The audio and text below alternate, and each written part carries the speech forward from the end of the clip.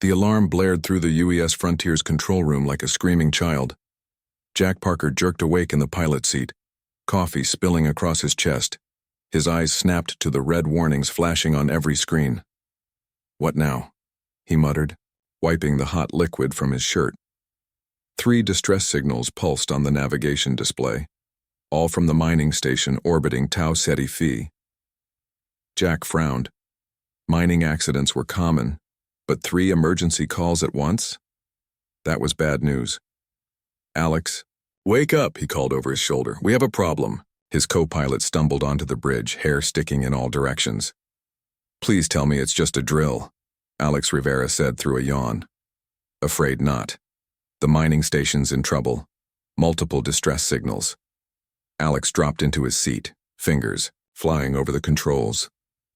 "Changing course now. We're 2 hours out." Jack stared at the pulsing red dots. Something felt wrong.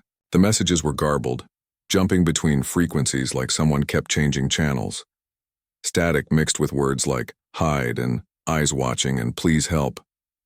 The next hour crept by in silence. Jack drank more coffee while Alex checked their cargo manifest. They were hauling basic supplies to the outer colonies, nothing urgent. The mining station came first. "Entering Tau Ceti system," Alex announced. "Station should be visible soon." Jack looked up from his tablet. Through the main view screen, stars filled the darkness. Then a massive asteroid appeared, covered in metal structures. The mining station clung to its surface like a metal spider. "Try hailing them," Jack said. Static crackled through the speakers. Then a voice broke through, shaking with fear. This is Lisa Monroe, station chief.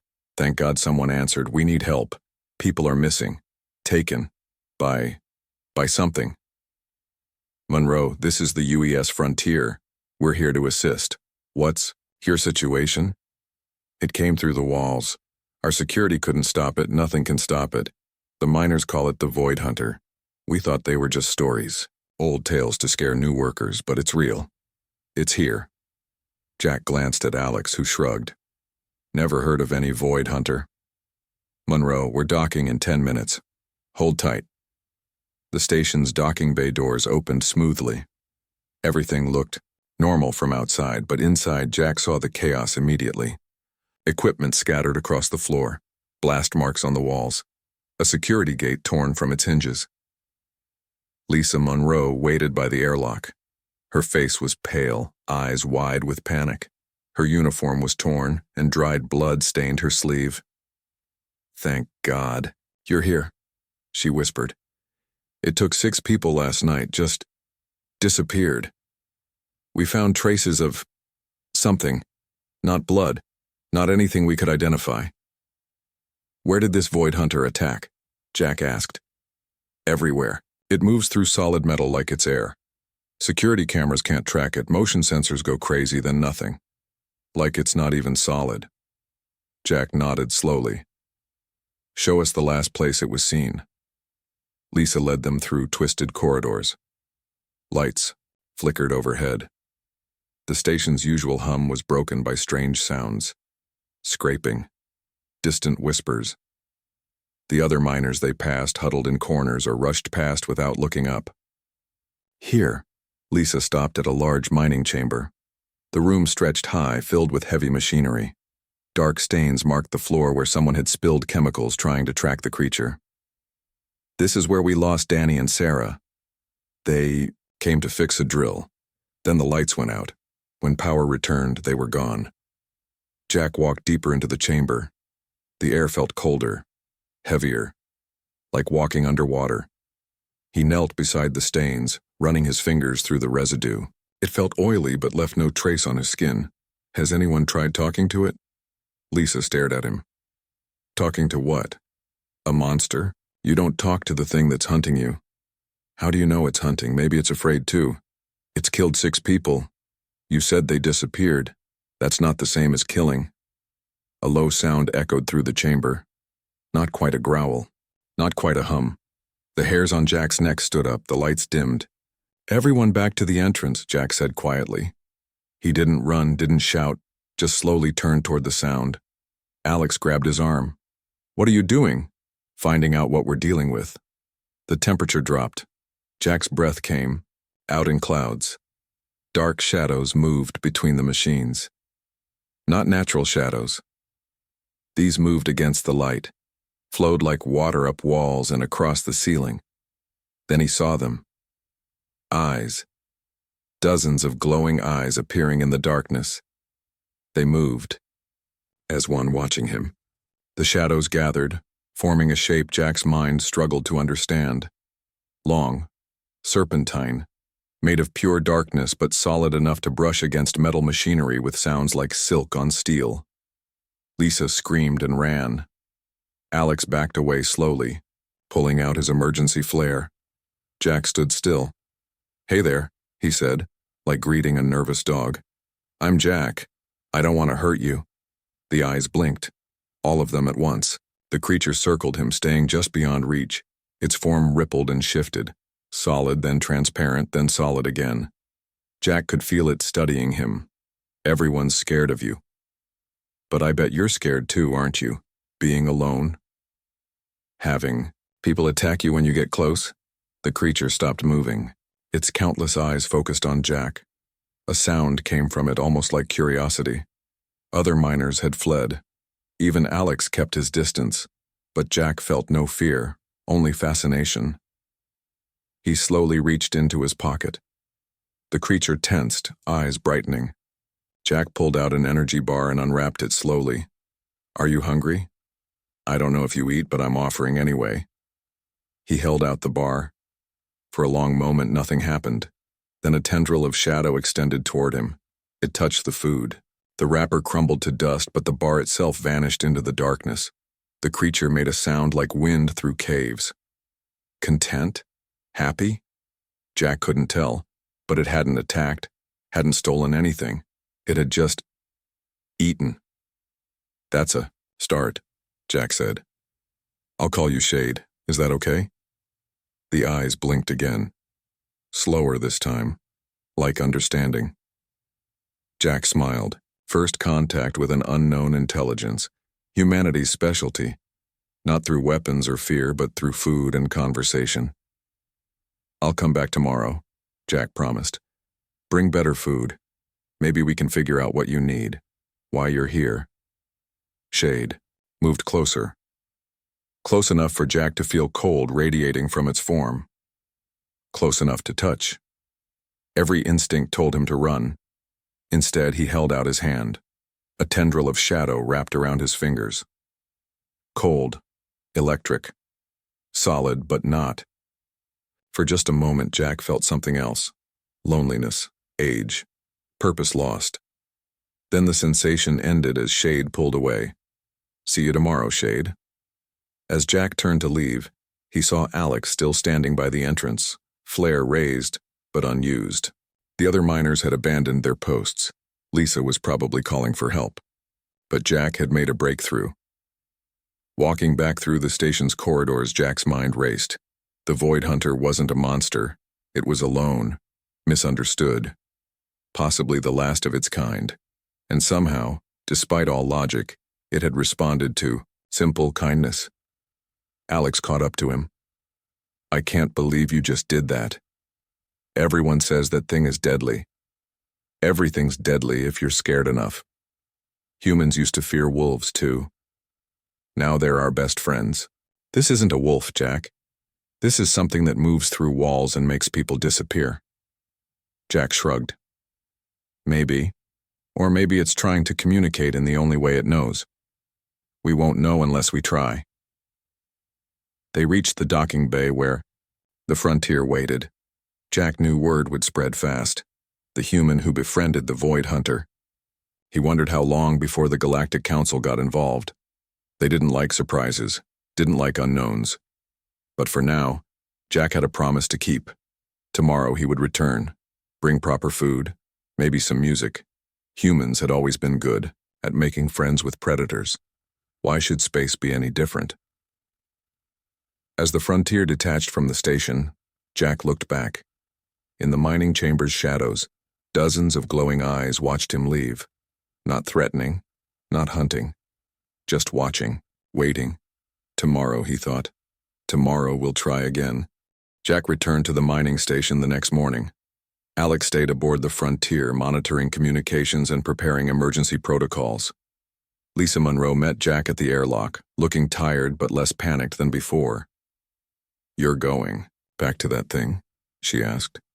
"After last night, half the crew wants to abandon the station. Has anyone else disappeared since I talked to Shade?" Lisa blinked. "Shade? You named it?" "Has anyone?" Jack repeated. "No, no attacks, no disappearances. But people are still terrified." Jack nodded. He carried a bag filled with different foods from across the galaxy. Fruits from New Earth, protein cubes from Mars Colony, energy crystals from the Helios system. If Shade absorbed energy, maybe it would enjoy these. The mining chamber was exactly as he left it. Cold, dark. The heavy machinery cast long shadows. Jack set his bag down and pulled out a portable light, adjusting it to a soft glow. "Hey, Shade," he called. "I'm back, like I promised." For several minutes, nothing happened. Then the temperature dropped. The shadows deepened. Dozens of eyes appeared in the darkness watching him. "I brought food, different kinds. Thought you might want to. Try them." Jack laid out the items on a clean metal surface. The energy crystals pulsed with blue light. The protein cubes were standard gray blocks. The fruits looked almost too colorful for the dim room. Shade moved closer, circling the offerings. A tendril of shadow reached out, touching each item carefully. The crystals dimmed as Shade absorbed their energy. The protein cubes turned to dust, but the fruits remained untouched. "Maybe you can only eat energy?" Jack wondered aloud. He pulled out his tablet and activated the translation program. Standard equipment for every spacer. It could decode hundreds of languages, maybe even this one. "Can you understand me?" The eyes blinked. Shade moved closer. Jack felt that same electric sensation as before. Cold but not painful. Like standing in a gentle storm, a deep sound filled the chamber. Not exactly words, more like music made of starlight and vacuum. The translator beeped, processing. "Yes, understand. You..." The mechanical voice from Jack's tablet made him jump. It worked. The translator worked. "You understand me? That's amazing. I'm Jack. Humans call me that. What do your people call you?" Another musical sound. The translator struggled this time. "No name, alone. So long. Forgot what was." Jack's chest tightened. "You're alone? The last of your kind?" "Last. All others gone. Only duty remains." Duty. Shade. Moved in complex patterns like a dance or maybe an explanation. The translator kept beeping. Made to protect. Made to guard. Against threats from beyond. But those we protected died long ago. Now I guard empty space. Hunt nothing. Become the monster. Understanding dawned on Jack. You weren't hunting the miners. You were trying to protect them from something else. Yes. Found danger. Tried to warn. They only fear. What danger? What are you protecting us from? Shade's form shifted. Eyes turned toward the chamber's ceiling, then through it as if seeing past the station into space. Something comes. From dark between stars, wrong energy, bad vibrations, not supposed to be here. Jack's mind raced. Is that why people disappear? Are you taking them somewhere safe? Try. They resist. Fighting makes difficult. Some lose form in void crossing. You're trying to save them, but they fight you, and some get lost in the process. Jack ran his hands through his hair. How do we fix this? For hours, Jack and Shade communicated. The translator improved as it processed more of Shade's language. Jack learned that Shade's species were created by an ancient civilization as guardians against cosmic threats, living weapons designed to protect entire galaxies. When their creators vanished, Shade continued the mission alone. The missing miners hadn't died. Shade had moved them to a pocket dimension, a safe space between reality and the void. But without proper preparation, the transfer was traumatic. Some lost consciousness, others lost memories. A few, sadly, lost themselves completely in the crossing. Show me how to help, Jack said. Teach me your way of protecting people. Shade moved closer than ever before. One large eye lowered until it was level with Jack's face. Energy flowed between them. Knowledge, purpose, fear melted into understanding. Together can save all. While Jack spent hours with Shade, news spread through the space stations and colonies. Some called him crazy. Others called him brave. The Galactic Council took notice. Meetings were held in secret chambers. Many species had legends about the Void Hunter. All were disturbed by the idea of a human befriending it. Commander Elena Stone was assigned to investigate, a peace officer for the Council. She had dealt with plenty of unusual situations, but nothing like this. A human making contact with possibly the most feared entity in the galaxy. She reviewed the reports. This could change everything, or destroy everything. Meanwhile, Jack returned to the frontier each evening, updating Alex on his progress. His co-pilot listened with growing amazement. So it's not a monster. It's a guardian. And it's trying to protect us from something worse? Exactly. Shade detected some kind of threat approaching our sector. Instead of thinking the worst, we should help. Use its knowledge. The Council won't like this. They fear the unknown. The Council fears everything that challenges their control. Jack continued his daily visits. Each time he learned more. Shade taught him how to see energy patterns in space, how to feel the vibrations that warned of cosmic dangers. Jack shared human music, stories, and even bad jokes. Shade found humor fascinating. They worked together to safely return the missing miners. Jack would prepare them, explaining the process. Shade would gently bring them back from the void pocket. Most returned confused but unharmed. A few had gaps in their memory. 2 never returned at all. Lisa Monroe watched Jack's efforts with a mixture of fear and hope. If you can really communicate with that thing, maybe we can coexist. Maybe the old stories were wrong. Most old stories are wrong, usually because people are too afraid to look for the truth. After 2 weeks, Jack and Shade had developed a real partnership. They communicated without the translator sometimes. Jack could feel Shade's emotions through the cold energy touch. Loneliness slowly replaced by companionship. Purpose restored. But all this changed when the Galactic Council finally made their move. A sleek black ship appeared at the edge of the Tau Ceti system. No warning, no announcement, just scanning everything with powerful sensors. Council ship detected. Alex warned Jack. They're heading our way.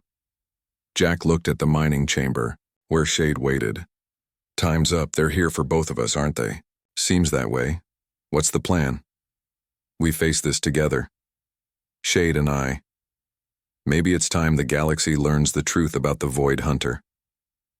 That night, Shade seemed different, agitated. The eyes moved constantly, watching the stars. You sense them, too? Jack asked. They come armed. They come to destroy, not to understand. We'll handle it. Together, remember? Together. Yes. But Jack, friend, I must tell you truth. The danger I sense, the thing from dark spaces, it comes soon. Council timing is bad. Very bad. Jack felt a chill that had nothing to do with Shade's presence. How soon? Hours. Maybe less. It follows the Council ship, uses their energy trail. They bring it straight to us. The next morning would bring more than just Council judgment. Something from beyond the stars approached. Something that even Shade feared. And together, human and Void Hunter would need to decide how to save everyone who feared them. The Council ship docked at the mining station 2 hours after dawn. Commander Elena Stone stepped through the airlock surrounded by 6 heavily armed guards. Their weapons hummed with energy, ready for anything. Lisa Monroe met them at the entrance. Commander Stone welcomed, though I wish circumstances were better. Where is the human, Jack Parker? He's in the mining chamber. With it. Show me. As they walked through corridors, Elena noticed the station crew watching them. Some looked relieved. Others seemed worried. Fear and hope mixed in their faces like oil and water. The situation is complicated, Lisa said carefully. Jack has been working with the Void Hunter. They communicate. It's not what we thought. Nothing is ever what we think, Elena replied. That's why the council sent me to investigate. They reached the mining chamber. Elena paused at the entrance, her guards fanning out behind her. She had reviewed every report about the Void Hunter, ancient terror, shadow creature, unstoppable predator, but nothing prepared her for the reality. Jack sat cross-legged on the chamber floor. Across from him, Shade's massive form coiled in the darkness. Dozens of eyes watched the newcomers, but the creature didn't attack. Instead, it seemed to curve protectively around Jack like a parent guarding a child. "Jack Parker?" Elena called out. "Yeah, that's me. You must be council enforcement. Want to sit down? We're in the middle of lessons." "Lessons?" Elena's grip tightened on her weapon. "Shade is teaching me how my species evolved. In exchange, I'm teaching it about Earth history. Fair trade." Elena signaled her guards to stay alert. She approached slowly. As she got closer, she felt the temperature drop, saw her breath in the cold air. The dark creature watched her with unblinking eyes. "This thing is the most feared entity in the galaxy. You're having history lessons?" Jack smiled. "That's exactly why it's so misunderstood. People fear what they don't know. Shade here is incredibly old. It witnessed our earliest ancestors leaving Earth, watched us explore our solar system, observed humankind's whole journey into space." Shade's form shifted. It made musical sounds. Jack's translator converted them. "They grow fast, learn quick, make friends with predators, even befriend sharks." Elena blinked. "It knows about sharks?" "Knows about wolves, too. Dogs, horses, every species humans tamed. Shade finds our history fascinating, especially how we turn enemies into allies." "Listen carefully," Elena said. "I'm here because the council is worried. They see a threat. 2 threats, actually. The Void Hunter and the human who controls it. I don't control Shade. We're friends, partners. And right now, we have a bigger problem than council fear," Elena raised an eyebrow. "What problem?" "Something's coming. Something dangerous. Shade detected it days ago. It followed your ship's energy signature. It's almost here." Shade's eyes focused on Elena. More musical sounds. The translator spoke. "Truthseer arrives. Predator from beyond comes soon. Need to prepare all beings. Need to stand together." Elena felt confusion and concern mix in her mind. This wasn't what she expected. The feared monster was warning them. Trying to help? What exactly is coming? Jack and Shade shared a look, or whatever passed for a look between human and shadow being. Jack turned back to Elena. Shade's species called them space devourers, entities from the void between galaxies. They consume energy, matter, even space itself. Shade's creators made the Void Hunters specifically to fight them. Then why is Shade here alone? Sadness flowed through the cold air. Shade's form dimmed. War lasted thousands of star cycles. Lost all kin, all creators. Only I remain. Duty continues. Elena lowered her weapon slightly. How do we fight something like that? Not fight. Avoid. Redirect. Use ancient techniques. Jack stood up. Shade knows how. Has defended galaxies before, but needs help, needs allies, needs the council to understand. Elena's communicator buzzed. Commander, we're detecting massive gravitational anomalies on the edge of the system. Something's approaching. Fast. That's it, Jack said urgently. The Devourer. It's here. Over the next hour, Elena learned things that shook her understanding of the galaxy. Jack had become something unique, a bridge between human and cosmic intelligence. Through his tablet's translator, Shade shared ancient stories, battles fought before most current civilizations existed, knowledge of cosmic threats that the modern galaxy had forgotten. My creators knew truth, Shade explained. To survive Cosmos must make friends, not fear differences. Use all strengths together. Elena found herself drawn into the conversation. The Council has always believed in strength, through order, through control. Order helps, Jack agreed, but so does trust and understanding. Think about human history. Our greatest advances came from cooperation, not conquest. He pulled up historical images on his tablet. Pictures of Earth through ages, humans working with animals, different cultures trading knowledge, science advancing through shared discovery. We domesticated wolves not by crushing them, but by offering food and protection. They gave us loyalty and companionship, mutual benefit. Shade seemed to consider this human way, different from others, see potential where others see danger. Exactly, Jack continued. But now we have something hunting us that makes Shade look like a friendly puppy.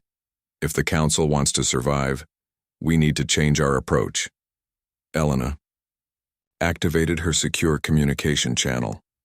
Central Command, this is Stone. Situation at Tau Ceti 5 requires immediate Council attention. The Void Hunter, it's not what we thought, and we face a greater threat. Static crackled. Then a stern voice responded, Explain. For the next hour, Elena reported everything. Jack demonstrated the communication system. Shade showed them energy, readings of the approaching threat. The fear in the Council's voices was clear even through the scrambled transmission. If what you say is true, Central Command said finally, we need to rethink our entire security approach. We need Shade, Jack said firmly. And Shade needs support. Ancient techniques require massive energy sources. Your ships, mining stations, scientific equipment, everything working together. The cold in the chamber grew stronger. Shade's eyes brightened. Time grows short. Devourer enters system soon. Must decide now. Fight separate and fail or unite and live. Elena looked at her guards. At Lisa Monroe. At Jack and the ancient being he had befriended. We've been taught to fear the unknown for so long. Maybe it's time we learn from it instead. She made her decision. Central Command, recommend immediate alliance with the Void Hunter. Threat. Assessment confirms extreme danger. We need its expertise. Alliance with that thing? Yes, Elena said firmly. History shows humans excel at making allies from adversaries. Time we all learned that skill. Jack grinned. Welcome to Team Survival. Now let's talk about saving the galaxy. Shade's form pulsed with energy, almost like satisfaction. For the first time in eons, it wouldn't fight alone. The humans' way of seeing monsters as misunderstood friends had created something new. An alliance between ancient Guardian and galactic civilization. 2 hours later, as Elena's ship prepared to return, to Council space, Jack and Shade reviewed their battle plans. The Devourer would arrive within days. They needed every ship, every station, every mind working together. Will they trust us? Shade asked through the translator. Trust builds slowly, Jack replied. But survival motivates faster than anything else. Besides, humans have a saying, the enemy of my enemy is my friend. Shade considered this. Then we make new saying, the protector of my protector is family. Jack smiled at that. I like it. Let's go save our family. Outside the mining chamber, the stars looked the same. But everything had changed. The galaxy's greatest predator and its newest human friend prepared to face a threat older than recorded time. And for the first time in his long existence, Shade felt something he'd forgotten. Hope. 2 days passed. Jack and Shade had become the center of a growing controversy across the galaxy. Elena Stone's report reached the Council's highest chambers, where fear battled with survival instinct. We cannot ally with that monster. Tear. Councilor Vex slammed his four-fingered hand on the meeting table. For 10,000 cycles, the Void Hunter has been the galaxy's nightmare. One human changes nothing. The human has succeeded where we failed, another councilor pointed out. He established communication, revealed its true purpose. We should at least consider extinction, Vex interrupted. Once we acknowledge it as an ally, how long before it turns on us? Meanwhile, Jack was learning just how far the fear of Shade spread. As he and Shade worked to prepare defenses against the approaching Devourer, Council enforcers began arriving at different systems. They offered protection to miners, traders, anyone who had encountered the Void Hunter. Protection meant questioning. Questioning meant data collection. Data collection meant control. Lisa Monroe warned Jack during his daily visit to the station. They're building a profile on you. Where you go, who you talk to. They want to contain you and Shade before you can spread what they call dangerous ideas. Ideas like not judging someone before understanding them? Jack asked bitterly. Ideas like maybe we've been wrong about cosmic threats for millennia. That night, as Jack met with Shade in the mining chamber, the station's alarms triggered. 3 council ships dropped out of faster-than-light travel. Big ones, battle cruisers armed with reality-warping weapons. We need to leave. Now, Jack told Alex, over the communicator.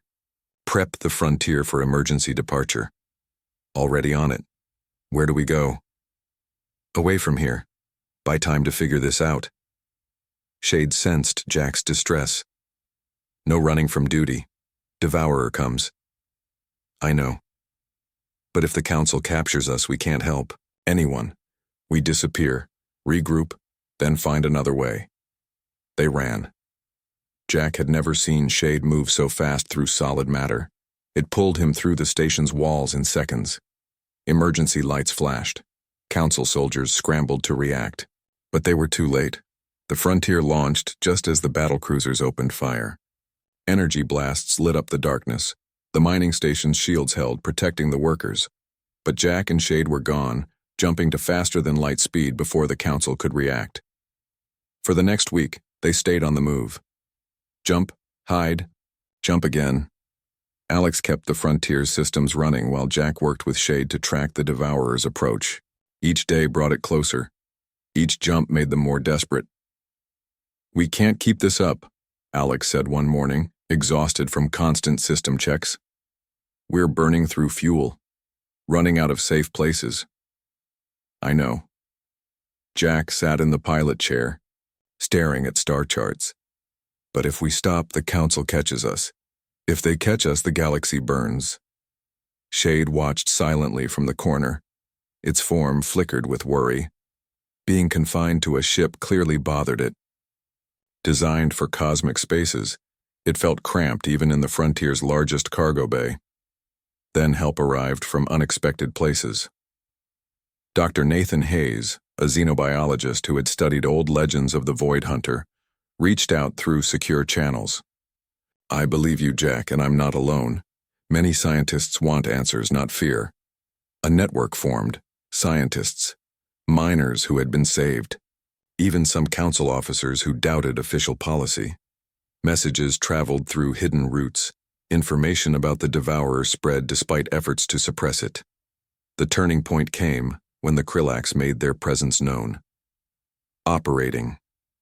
From the edge of civilized space, they had built a massive invasion force while everyone focused on the Void Hunter threat. Their first strike hit an outer colony world, then another. Shade sensors detected them before any council warning system. These ones, not natural. Built for war. Use the fear against us.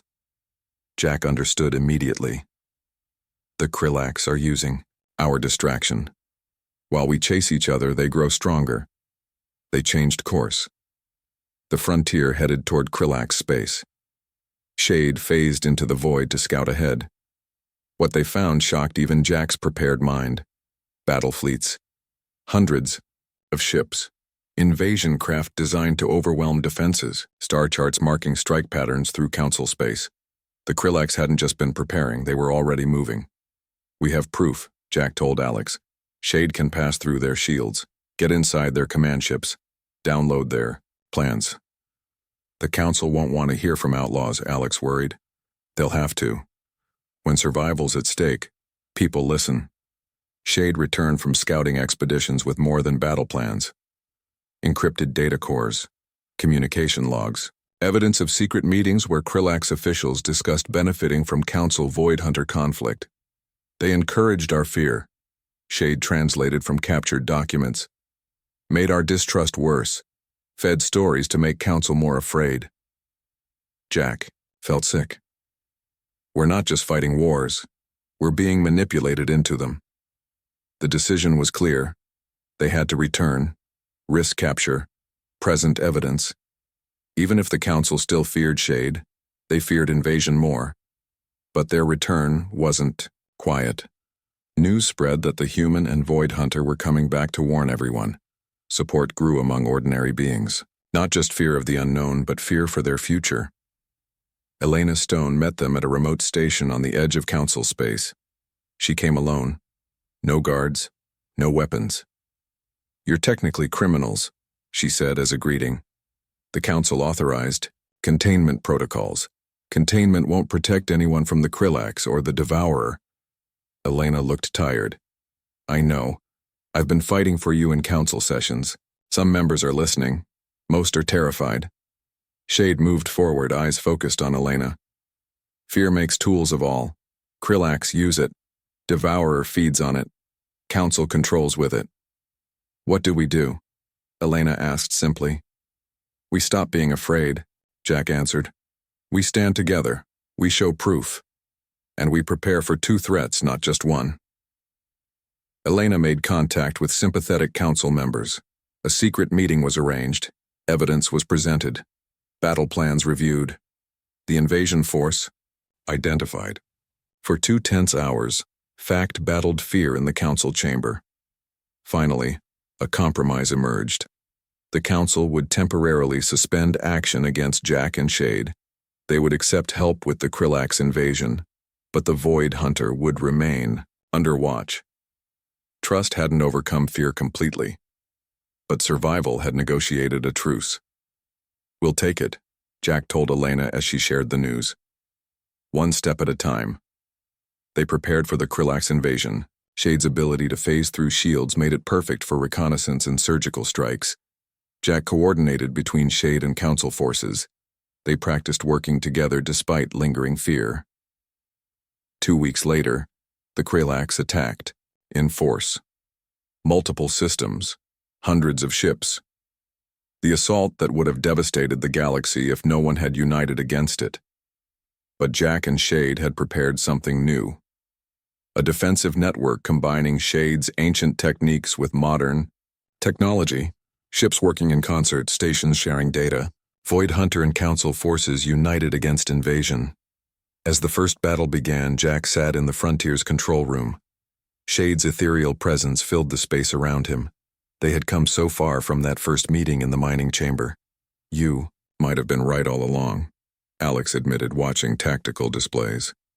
"Maybe befriending predators is humanity's greatest strength."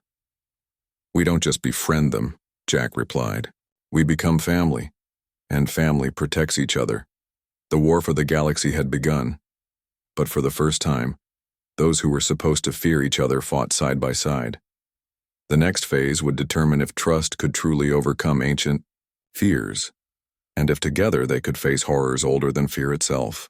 The first wave of Krillax ships hit the Corvin system like a tidal wave of black metal and rage. Council defenses fought back, but fear slowed their responses. Years of training against the Void Hunter left them unprepared for organized invasion. Jack watched from the Frontier's bridge as Shade phased between enemy ships. The ancient being moved through shields and hulls like swimming through water. After each pass, weapon systems failed. Power cores destabilized. The impossible became real as the galaxy's most feared predator fought to save them. "Commander Stone, report Sector 7 is being overrun," Alex called out from his station. "The Council fleet can't hold the line.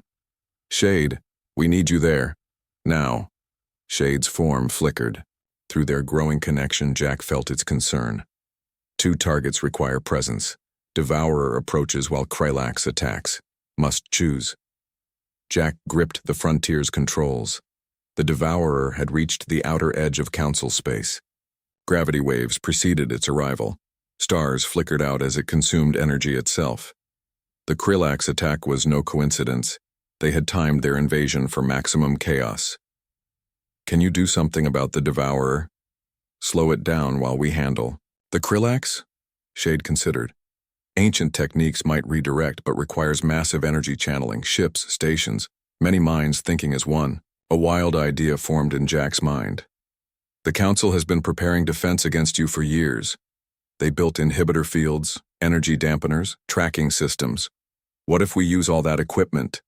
Shade's eyes blinked in surprise. "Turn fear tools into protection tools?" "Exactly. Jack opened communications to all available channels, council frequencies, mining stations, science vessels, even civilian craft. His voice broadcast across multiple systems. "This is Jack Parker, the human who allied with the Void Hunter. I know many of you still fear us, but right now, we need to put that fear aside. The Krillax invasion is real. The Space Devourer approaches. We have a plan, but we need everyone's cooperation." Static filled the channel. Then Elena Stone's voice broke through. "What do you need?" "Every ship equipped with anti-Void Hunter technology needs to reconfigure their systems. Shade will share ancient energy patterns.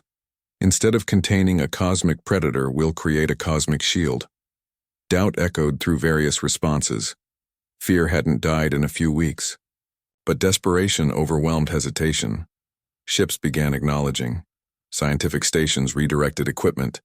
Even stubborn council officers recognized the choice between pride and survival. "Shade, guide them through the modifications," Jack instructed.